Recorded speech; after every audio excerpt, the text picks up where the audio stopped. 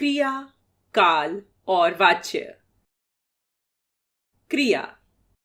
देखिए, पढ़िए और समझिए। लड़का सो रहा है। लड़की पानी पी रही है। मनीष पतंग उड़ा रहा है। उपर्युक्त वाक्यों में सोने का, पीने का तथा उड़ाने का कार्य अलग अलग वाक्यों द्वारा किया जा रहा है। इन वाक्यों में सोना, पीना तथा उड़ाना क्रिया शब्द हैं। क्रिया का अर्थ है कार्य करना। संसार के सभी जीवित प्राणी व्याकरण की दृष्टि से प्रत्येक समय कोई न कोई कार्य अवश्य करते हैं। कुछ क्रियाएं की जाती हैं और कुछ क्रियाएं स्वतः होती हैं, जैसे फूल खिल रहा है, सूरज छिप रहा है, पौधा बढ़ रहा है। यहां खिलना, छिपना और बढ़ना क्रियाएं स्वतः हो रही हैं। इन शब्दों से किसी कार्य का करना या होना प्रकट हो रहा है। ये सभी क्रिया शब्द हैं। जो शब्द किसी कार्य के करने या होने का बोध कराते हैं, उन्हें क्रिया कहते हैं। लिखना, कूदना, खेलना, खाना, सोना, पढ़ना आदि क्रियाएं हैं। धातु।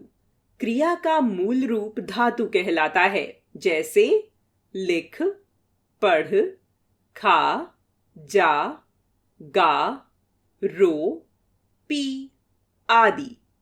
क्रिया का मूल रूप उसके सभी रूपों में विद्यमान रहता है।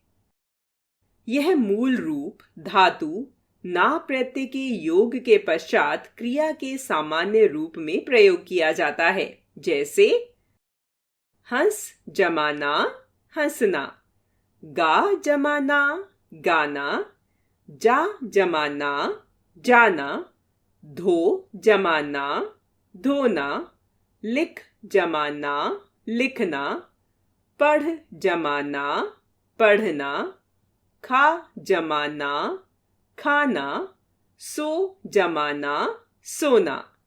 ये क्रिया के सामान्य रूप हैं। इन्हें कृदंत क्रिया रूप कहते हैं।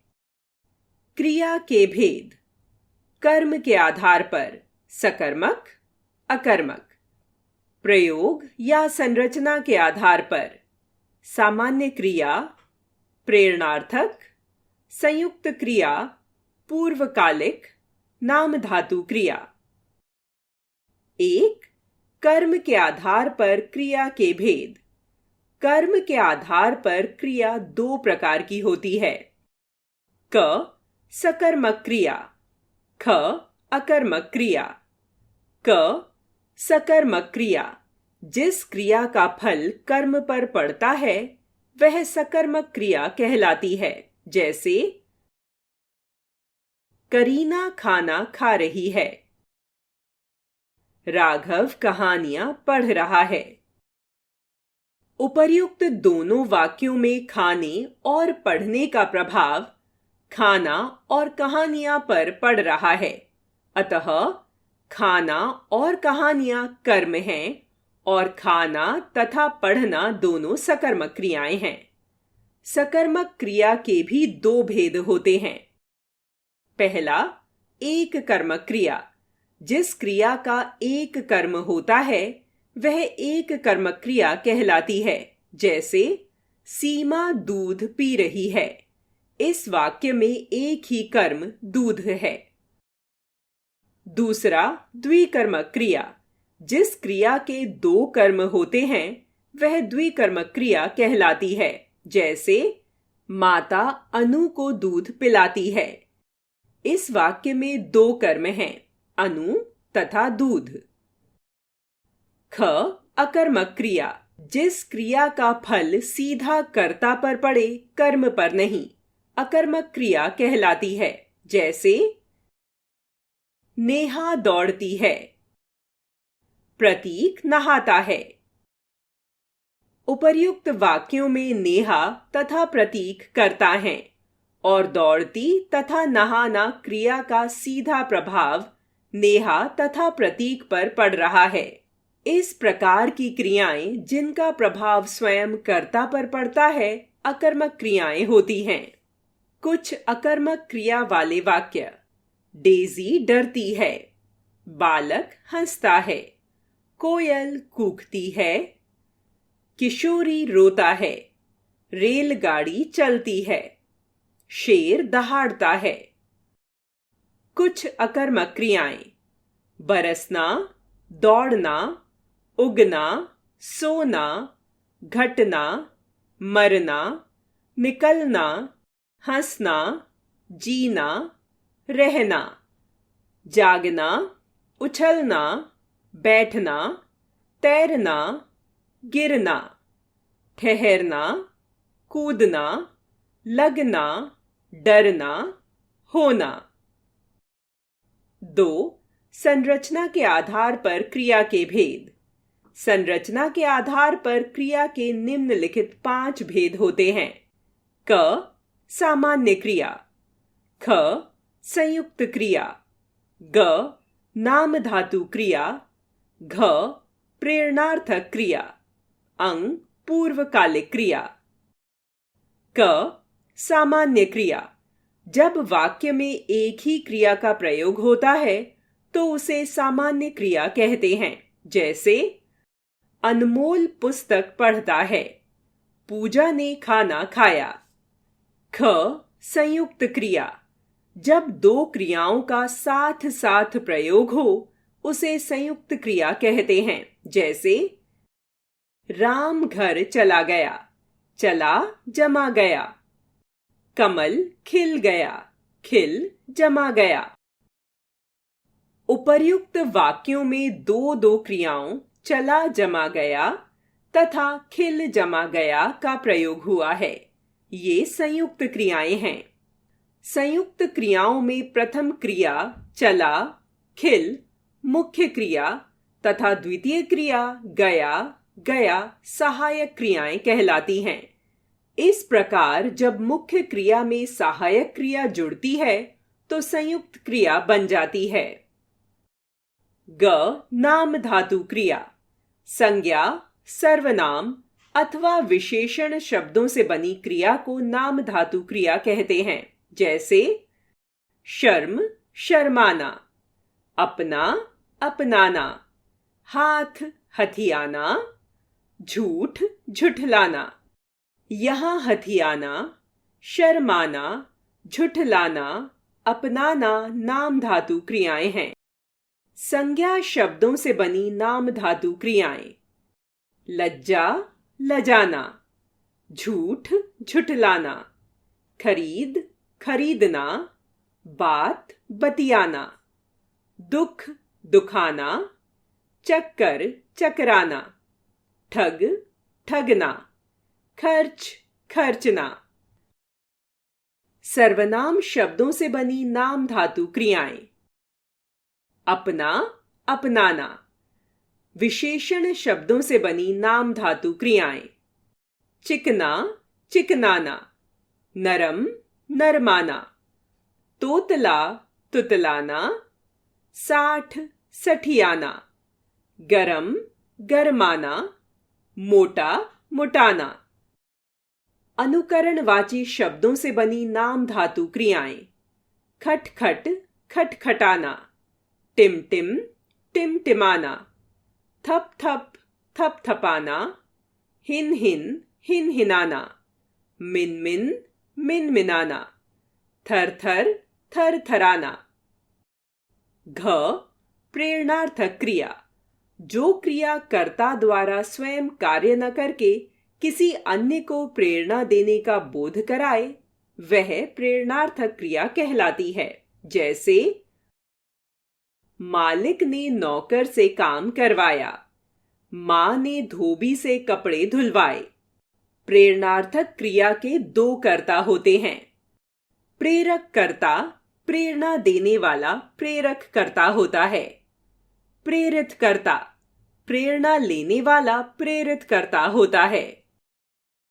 ऊपर दिए गए उदाहरण में मालिक एवं मां प्रेरक करता है तथा नौकर एवं धोबी प्रेरित करता है। प्रेरक करता, प्रेरित करता। मालिक ने काम करवाया। नौकर काम करता है। मां ने कपड़े धुलवाए। धोबी कपड़े धोता है। प्रेरणार्थक क्रिया के दो रूप होते हैं। पहला, प्रथम प्रेरणार्थक क्रिया। जब कर्ता स्वयं कार्य करते हुए प्रेरणा देता है तो उसे प्रथम प्रेरणार्थक क्रिया कहते हैं। जैसे माता बच्चे को दूध पिला रही है।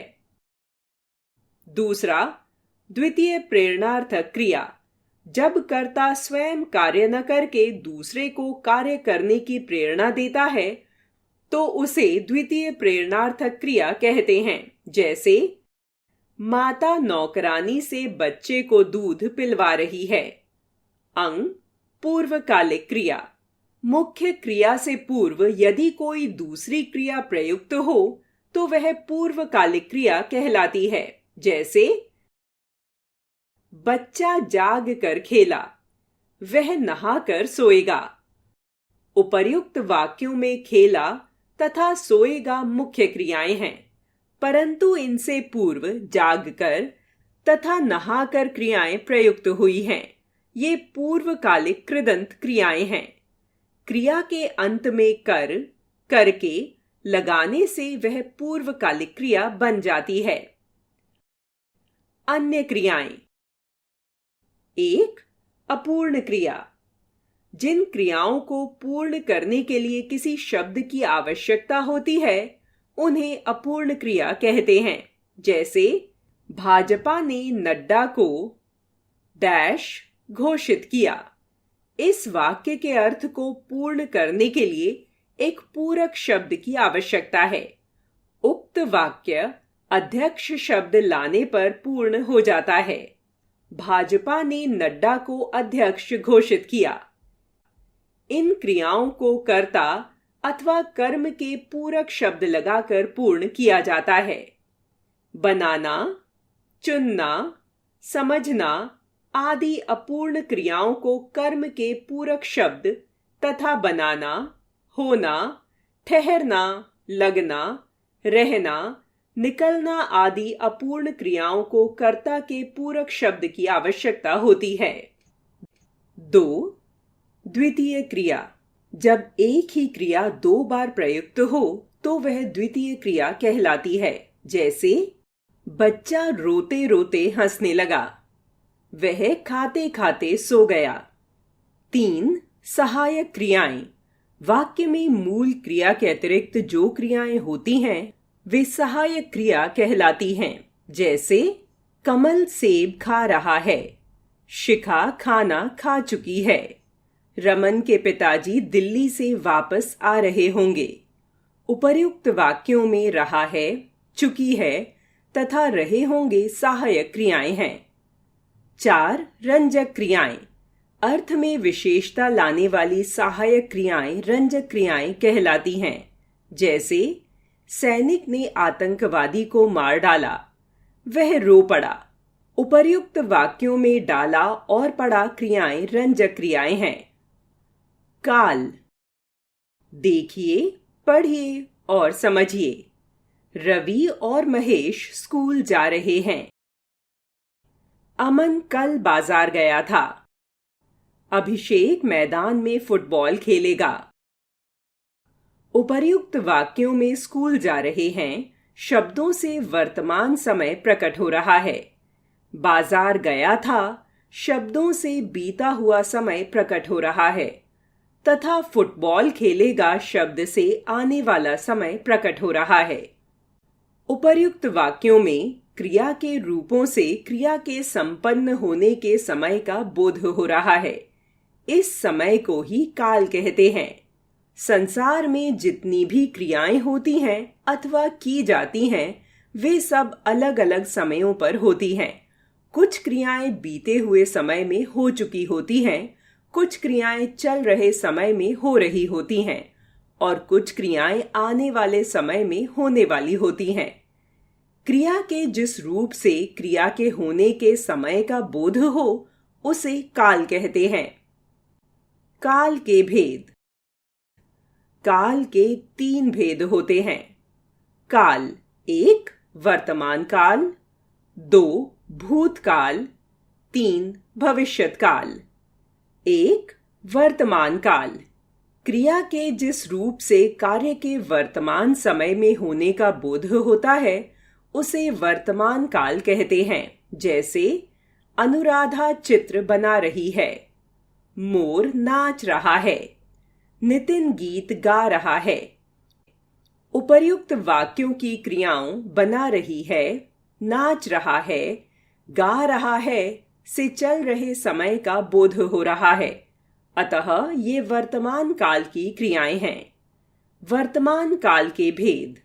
वर्तमान काल के 3 भेद होते हैं। क सामान्य वर्तमान काल, ख अपूर्ण वर्तमान काल, ग संदिग्ध वर्तमान काल। क सामान्य वर्तमान काल। क्रिया के जिस रूप से उसके वर्तमान काल में होने का बोध होता है उसे सामान्य वर्तमान काल कहते हैं।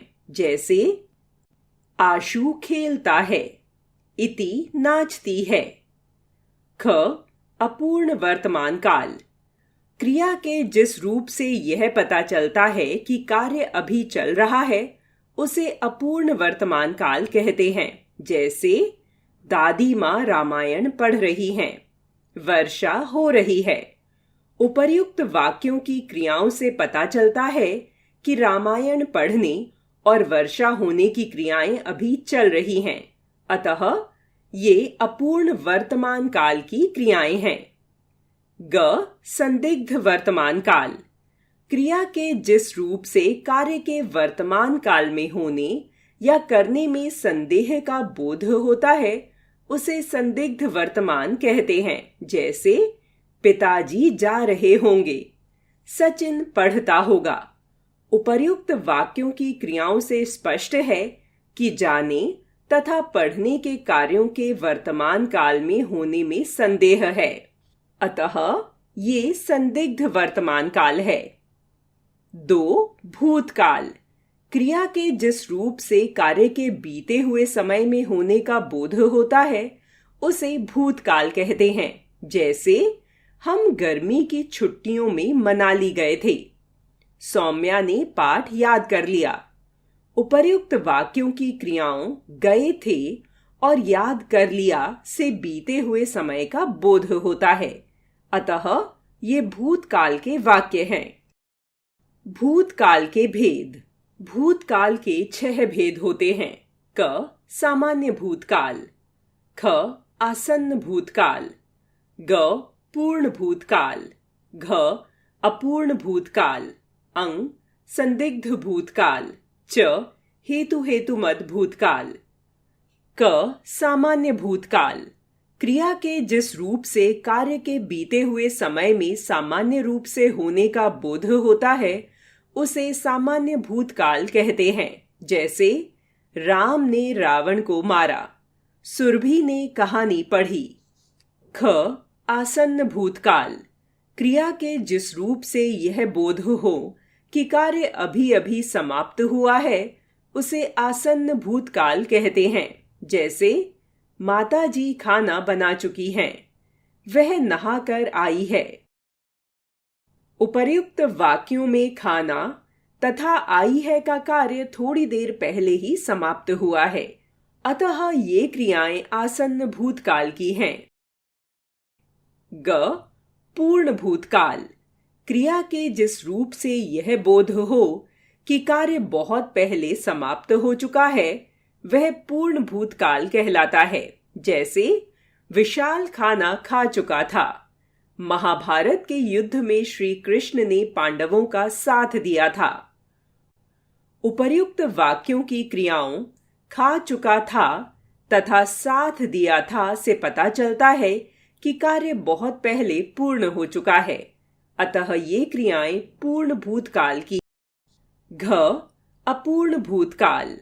क्रिया के जिस रूप से यह बोध हो कि कार्य जो भूतकाल में आरंभ हुआ था अभी समाप्त नहीं हुआ है उसे अपूर्ण भूतकाल कहते हैं। जैसे सचिन खेल रहा था, वह नाश्ता कर रहा था। उपर्युक्त वाक्यों में खेल रहा था तथा नाश्ता कर रहा था क्रियाओं से पता चलता है कि कार्य बीते हुए समय में शुरू हुआ परंतु अभी तक समाप्त नहीं हुआ, अतः ये अपूर्ण भूतकाल की क्रियाएं हैं। अंग संदिग्ध भूतकाल, क्रिया के जिस रूप से कार्य के पूरा होने में संदेह हो वह संदिग्ध भूतकाल कहलाता है। जैसे तुम्हें रिपोर्ट कार्ड मिल गया होगा, अब दुकान बंद हो चुकी होगी। उपर्युक्त वाक्यों में मिल गया होगा तथा हो चुकी होगी क्रियाओं से यह पता नहीं चलता कि रिपोर्ट कार्ड तथा दुकान बंद होने का काम भूतकाल में पूरा हुआ या नहीं, यह निश्चित नहीं है, अतः ये संदिग्ध भूतकाल की क्रियाएं हैं। च हेतु हेतु मद भूतकाल, क्रिया के जिस रूप से यह पता चले कि कार्य भूतकाल में दूसरे कार्य पर निर्भर था उसे हेतु हेतु मद भूतकाल कहते हैं। जैसे यदि वर्षा होती तो फसल अच्छी होती, चंद्रिका नृत्य करती तो पुरस्कार पाती। उपर्युक्त वाक्यों की क्रियाओं से स्पष्ट है कि वर्षा होने और फसल होने की क्रियाएं एक दूसरे पर निर्भर हैं, अतः ये हेतु हेतु मद भूतकाल की क्रियाएं हैं। 3. भविष्यत्काल, क्रिया के जिस रूप से उसके आने वाले समय में होने का बोध हो उसे भविष्यत्काल कहते हैं। जैसे हम लाल किला देखने जाएंगे, ज्योति गाना गाएगी। उपर्युक्त वाक्यों की क्रियाओं जाएंगे और गाएगी से आने वाले समय का बोध हो रहा है, अतः ये भविष्यत काल के वाक्य हैं।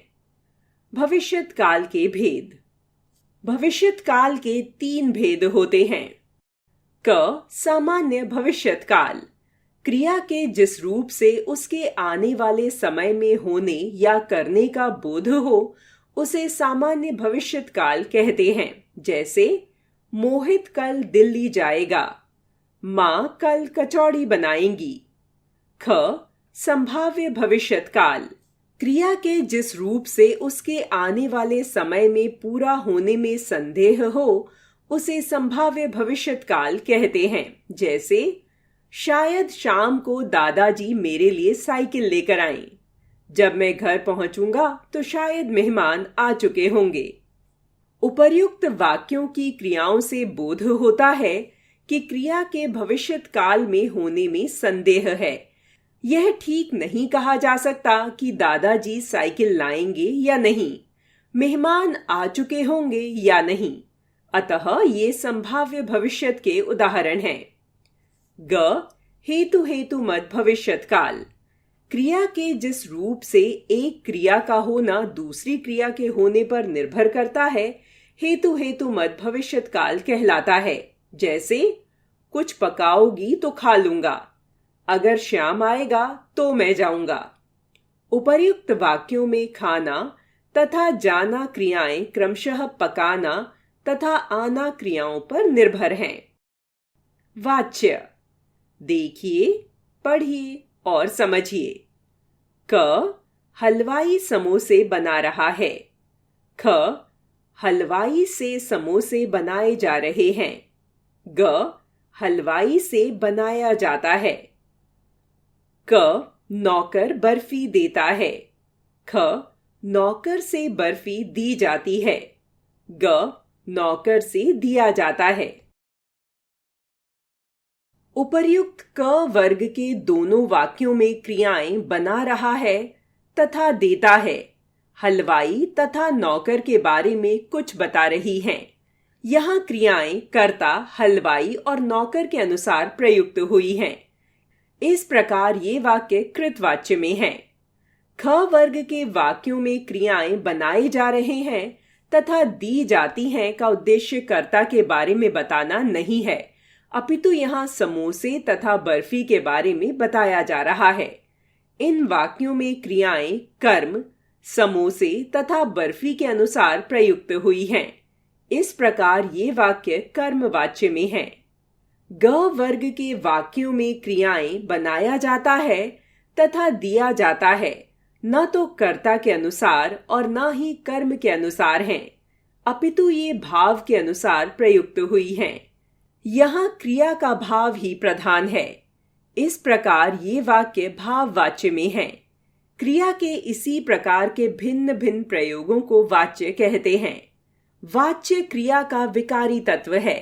इसमें क्रियाएं कर्ता, कर्म और भाव के अनुसार प्रयुक्त होती हैं।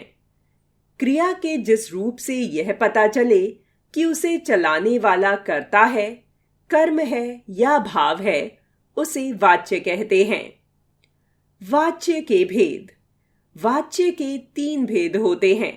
वाच्य, कृतवाच्य, कर्मवाच्य, भाववाच्य।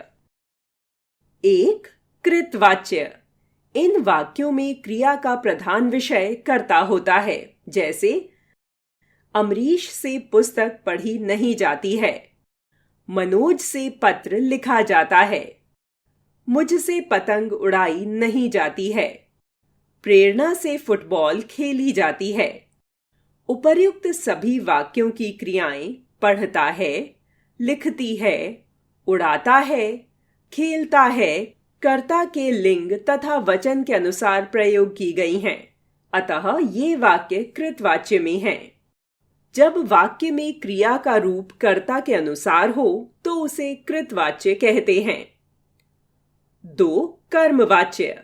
इन वाक्यों में क्रिया का प्रधान विषय कर्म होता है। कर्मवाच्य के वाक्य नकारात्मक और सकारात्मक दोनों प्रकार के हो सकते हैं। जैसे अमरीश से पुस्तक पढ़ी नहीं जाती है, मनोज से पत्र लिखा जाता है, मुझसे पतंग उड़ाई नहीं जाती है, प्रेरणा से फुटबॉल खेली जाती है।